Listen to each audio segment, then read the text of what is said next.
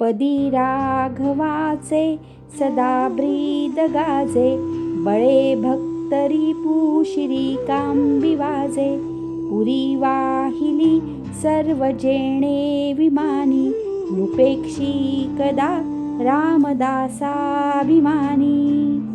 श्रीराम. भारद्वाज मुनी वेदांमधून ज्ञान मिळवण्यासाठी सतत प्रयत्न करत होते. त्यांनी कित्येक वर्ष एकांतात राहून वेदांचा अभ्यास केला. त्यांची ज्ञानाची तळमळ इतकी मोठी होती की ते जन्मानुजन्म अभ्यास करत राहिले.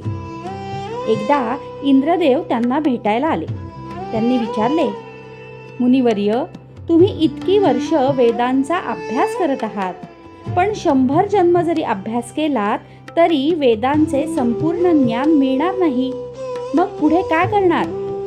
तेव्हा इंद्रदेव म्हणाले, आता तुमच्याकडे जे ज्ञान आहे ते समाजासाठी वापरा.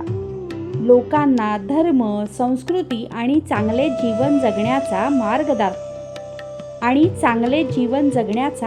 दाखवा. इंद्राच्या या शब्दामुळे भारद्वाज मुनींना आपले कर्तव्य समजले.